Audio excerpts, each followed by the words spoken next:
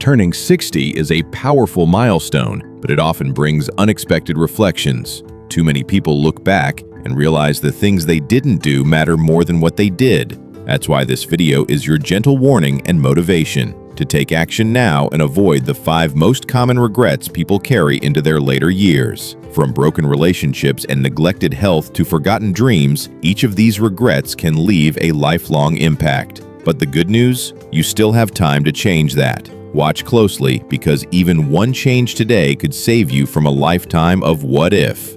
When people reflect on their lives after 60, the pain of unfinished relationships often rises to the surface.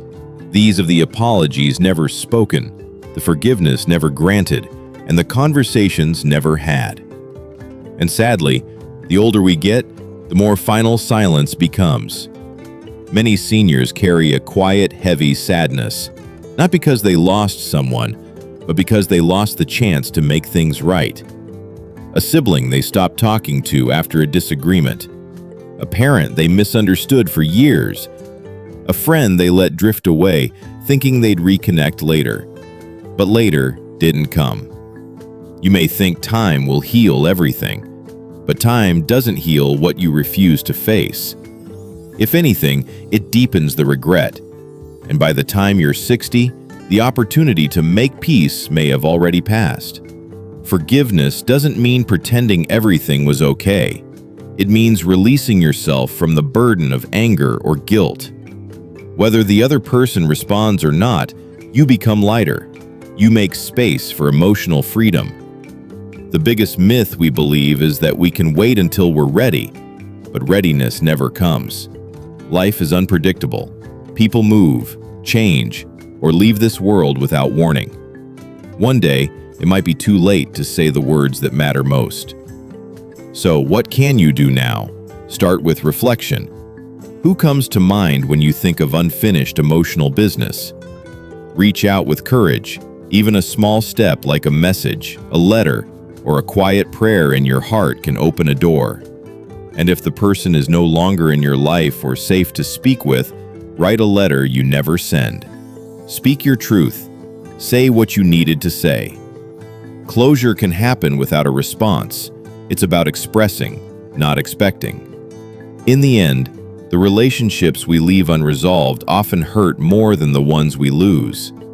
The greatest regret isn't losing someone, it's losing the chance to heal with them while we still could. Don't carry that weight into your later years. Reconnect where you can. Forgive where you must. Release where needed. Because the longer you wait, the heavier it gets, and the harder it becomes to find peace. One of the most heartbreaking regrets that surfaces after 60 is this: I didn't take care of my body when I had the chance. Health isn't something we notice until it starts to fade, and by then, the damage is often done. So many people in their senior years are dealing with chronic pain, limited mobility, fatigue, or expensive medical conditions they now wish they had worked to prevent decades earlier. The truth? Most of it could have been avoided with a few small habits built early. Take movement, for example. Walking, stretching, and light strength training may seem simple, but they're powerful.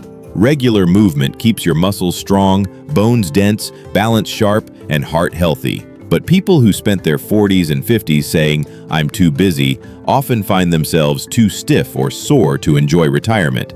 Then there's diet. It's easy to fall into patterns of fast food, processed snacks, sugary drinks, and skipping meals. These choices feel harmless in the moment, but over time, they contribute to diabetes, heart disease, inflammation, and weak bones. Many seniors look back and say, "I wish I had learned to cook simple, nourishing meals." Mental health is another silent regret. People who pushed through stress without boundaries, ignored burnout, or bottled up emotions often feel the effects later. Chronic anxiety, poor sleep, even heart problems can be rooted in unmanaged emotional health. You must remember, your body listens to everything your mind says. And let's not forget about screenings and checkups. Countless people avoid the doctor unless something feels wrong, only to discover conditions that could have been treated if caught earlier. After 60, regular health checks become essential, but you'll feel more confident and in control if you started them years earlier. Here's what people often say in hindsight.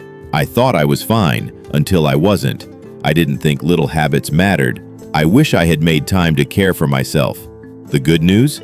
It's never too late to start. Whether you're 45 or 65, you can still build small health habits that protect your future. Start walking daily. Cook one more homemade meal each week. Go to that checkup you've been putting off. Prioritize rest and emotional peace. Your body is the only place you have to live. Treat it with the respect it deserves now, so you don't look back later and wonder why you didn't. There's a quiet kind of sorrow that surfaces in people after 60, not from what they did, but from what they never gave themselves permission to do. The book they never wrote, the place they never visited, the language they never learned, the small business they never started, the dream that quietly faded in the name of responsibility.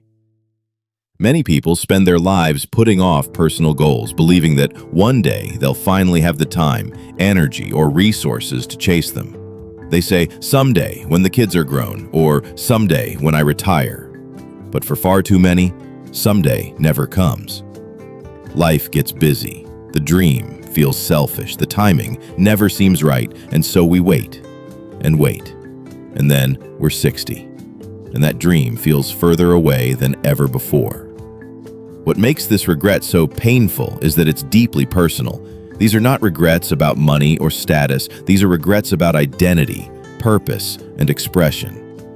When people realize they never pursued their true passions, it leaves a hole that no career or possession can fill. And here's the thing, most dreams don't require a perfect plan. They require a first step.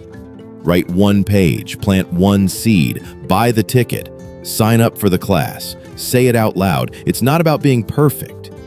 It's about honoring what matters to you. Another overlooked truth, some dreams require health and energy.